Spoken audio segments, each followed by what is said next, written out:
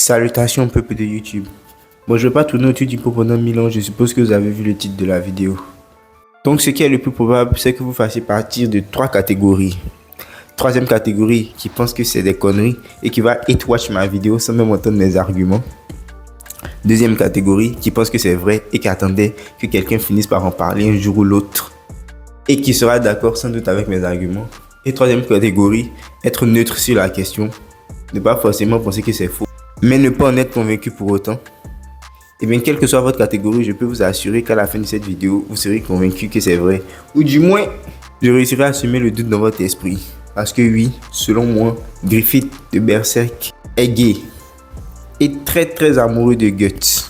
Vous n'êtes pas d'accord? Eh bien, je vais le prouver tout de suite. Installez-vous confortablement et sans plus tarder, on est parti. Il y a plusieurs arguments selon moi qui prouvent que Griffith est gay et qu'il a des vues sur Guts. Et pour ça, on peut parler de leur première rencontre dans les premiers chapitres du manga. Lorsque Guts et Griffith se rencontrent pour la première fois, ils se battent après leur combat. Ou du moins, je ne sais pas si c'était avant leur combat. Griffith dit à Guts, je veux te posséder. Ce à quoi Guts rétorque, sous un air blagueur, me posséder, qu'est-ce que tu veux dire par là? Tu serais pas gay par hasard? Ce à quoi Griffith ne répond rien, juste un sourire. Ok, je sais ce que vous allez dire, ça veut rien dire. Et c'est plutôt léger. Mais, ce que ça sous-entend, c'est que même si ça ne veut rien dire, dans la tête de Miura, il a voulu installer le doute chez nous lecteurs lorsqu'il faisait faire dire ça à Griffith. Bon, peut-être pas, peut-être qu'il voulait juste faire une blague, mais je pose ça là. Ça vaut rien comme argument, mais juste garder ça en tête pour les arguments qui vont suivre, qui eux sont plus solides. Donc gardez en tête le fait que dès son introduction, Miura a questionné la sexualité de Griffith. Il a juste posé ça là. Le deuxième argument qui selon moi prouve l'intérêt particulier, amoureux que Griffith avait pour Guts, c'est son traitement lorsqu'il était dans la troupe du faucon. Griffith a toujours donné un traitement privilégié entre guillemets à Guts. Il en a fait son bras droit très vite. Il se comportait de façon très amicale avec lui, même lorsqu'ils venaient juste de se rencontrer. Et il n'y a jamais eu de débat que, après peut-être Casca, c'est lui qui était son numéro 3, ou je pense même son numéro 2 dans sa tête. Alors qu'il a rejoint Griffith bien après les autres. Mais il est très vite monté dans l'estime, dans le cœur de Griffith, et s'est mis à ses côtés et était son bras droit. Beaucoup me rétorqueraient que c'est parce qu'il considérait Guts comme son ami, mais selon la définition que Griffith avait d'un ami, Guts n'était pas censé être considéré comme son ami. Ce qui prouve ça, c'est que lorsque Guts a connu la définition que Griffith avait d'un ami, il s'est immédiatement dit que mais en vrai je suis pas son pote. Vu que si c'est ça qu'il considère comme son ami, vu que moi j'ai pas mon rêve à moi, je peux pas être son pote. C'est pour ça qu'il a quitté la troupe du faucon. Mais on a bien vu l'état de Griffith lorsqu'il voulait quitter la troupe du faucon. Il était anéanti. Alors que si on suit sa logique, ce que Guts a fait, suivant sa logique, il aurait pas dû être anéanti. Il aurait pas dû être anéanti du tout. Vu que normalement, il devait même pas le considérer comme son ami. Vu la définition qu'il se faisait d'un ami. Mais pourquoi est-ce qu'il était autant anéanti lorsque Guts a quitté la troupe du faucon? Moi je pose ça là, moi je pose juste des questions. Mais regardez son état après le départ de Guts, on va y revenir plus tard. Le troisième argument en la faveur du fait que Griffith est amoureux de Guts, c'est que lorsque Guts affronta Nosferatu Zod pour la première fois, je sais pas, au milieu de l'âge d'or, il y a longtemps que j'ai lu tout ça, donc ça me revient un peu par bride. Mais lorsque Guts affrontait Zod, Griffith a sacrifié sa vie durant le combat. Je dis sacrifier sa vie, risquer sa vie plutôt, pour venir sauver Guts des 1. Et durant le combat, il y a plein de moments où il risquait sa vie pour éviter que Guts se prenne des coups. Comportement qui est tellement incompréhensible que même Guts lui-même, après, il lui fera remarquer, mais pourquoi tu as pris autant de risques pour moi? Tu risquais de mourir là-bas lorsqu'on a affronté ce truc-là. Et moi, je ne suis pas indispensable à ton rêve de royaume. Donc, pourquoi est-ce que tu prends autant de risques pour me sauver? Ce qui veut dire que même Guts, il ne comprenait pas pourquoi est-ce que Griffith s'était comporté comme ça. Parce que lorsqu'on suit la logique de Griffith, son royaume, c'est censé être plus important que tout. Mais là, il risquait sa vie pour Guts. qui n'est pas son royaume. Et qu'est-ce que ça veut dire lorsqu'on n'est pas à sacrifier ses rêves pour quelqu'un qu'on aime, qu'on est amoureux de la personne? Je suis désolé. C'est trop gros. Et puis il faut même savoir qu'à ce moment-là, c'est Griffith qui ne comprenait pas pourquoi Guts ne comprenait pas pourquoi est-ce qu'il avait risqué sa vie pour lui. Parce que pour lui, il n'avait pas besoin de raisons particulières pour le sauver. Parce que le troisième élément qui me fait me dire que Griffith, voilà, il avait des vues sur Guts, c'est sa réaction, comme je le disais ultérieurement, lorsque Guts a quitté la troupe du Faucon. Dans le manga, juste avant qu'ils se battent, Griffith avait un monologue intérieur dans lequel il a dit qu'il n'était pas prêt à laisser Guts s'en aller, qu'il ne le laisserait partir sous aucun prétexte et qu'il serait prêt même à le tuer plutôt qu'à le laisser partir.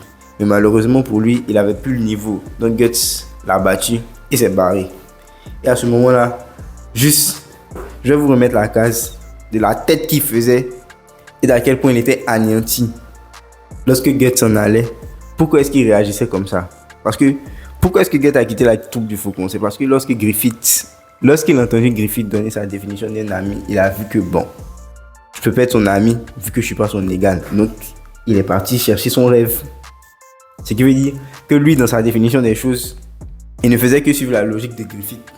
Peut-être il ne savait pas que Griffith ne le considérait pas comme un ami, peut-être, mais comme un peu plus qu'un ami. Et ça, il ne pouvait pas s'en douter, il ne pouvait pas l'imaginer. C'est pour ça qu'il est parti en se disant que Griffith va s'en remettre. Mais il s'en est pas remis.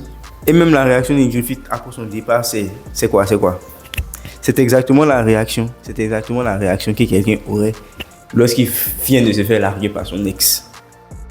C'est-à-dire que tu te fais larguer par ta meuf, ensuite tu vas voir une autre meuf en te disant ouais, mais moi je m'en fous. De toute façon, j'ai déjà plein de meufs à côté.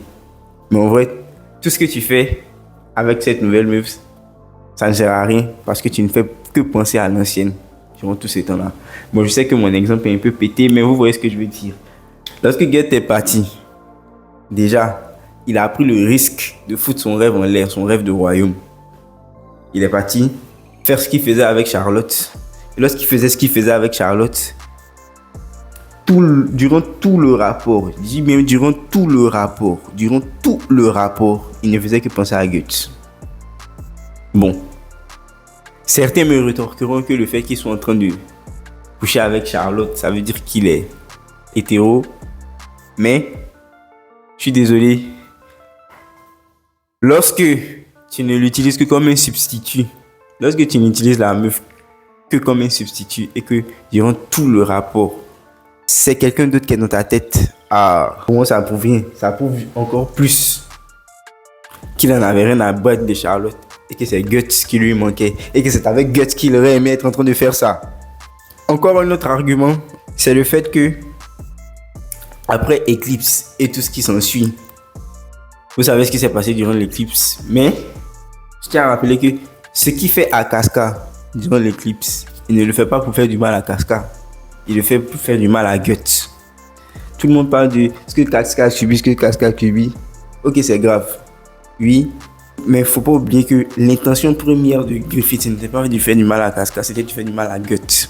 Parce que, exactement comme avec Charlotte, durant tout le rapport, si on peut appeler ça un rapport, il ne regarde même pas Casca, il regarde Guts droit dans les yeux. Pour lui dire ouais. Je suis en train de me taper ta meuf et tu vas rien faire. Et effectivement, Guts pouvait rien faire. Il a même perdu son œil durant leur ice contact. Je veux dire que, encore une fois, à 2 reprises dans le manga, Griffith avait des rapports avec des femmes. Si on peut appeler ça des rapports. Tout en pensant à Guts. Voilà, ça veut dire ce que ça veut dire pour moi. Et même c'est pas fini. Après l'acte de la conviction, lorsqu'il se réincarne et qu'il revient voir Guts lui demande ce qu'il est venu chercher là. Et là, sa réponse est très claire. Il lui dit explicitement: je suis venu te voir parce que je me demandais si te voir une dernière fois me ferait ressentir quelque chose. Qui sous-entend que quoi? Lorsqu'il voyait Guts avant, ça lui faisait ressentir des trucs. Je sais que c'est un peu pété, mais c'est vrai. Il espérait que revoir Guts lui ferait ressentir ce qu'il ressentait avant pour voir si c'était devenu un monstre ou pas. Mais il a dit que ça ne lui faisait plus rien ressentir. Même si je pense qu'il raconte un peu des conneries. Et qu'il était définitivement devenu un monstre qui allait finir par avoir son royaume, le fameux Falconia. Donc voilà, c'est tous mes arguments, selon moi, qui sont plutôt valides pour dire que Griffith est amoureux de Guts et qu'il est gay. Vous savez, je ne suis pas l'un des gars qui pensent que tous les personnages de fiction qui ont une bromance sont en fait gays. Parce que moi aussi, je pense que les gens qui pensent ça, ce sont des fléaux. Mais, s'il y a bien deux œuvres où je suis sûr que c'est vrai, c'est dans Berserk. Pour moi, Griffith, il est amoureux de Guts. Et dans Naruto. Naruto, il est amoureux de Sasuke. C'est les deux seules œuvres où vous pouvez rien me dire. Je suis sûr que c'est vrai. Les gens qui disent que Gojo et Suguru, ils sont amoureux, non. C'est des conneries, ils sont juste amis. Et c'est pareil pour tous les autres bromances qu'il y a dans la fiction. La plupart du temps, les gens qui essayent d'en faire des chips, c'est des conneries. Mais pour ces deux œuvres-là, pour moi, c'est 100% vrai. Il y a trop de choses. Il y a trop de choses. C'est trop gros pour que ça puisse passer. Il y a trop de choses dans ce sens-là. Et vous n'arriverez pas à me convaincre du contraire. Et si vous n'êtes pas d'accord, je vous invite à donner vos arguments en commentaire. Mais c'est tout pour moi. Donc bref, abonnez-vous. Et puis voilà, à la prochaine.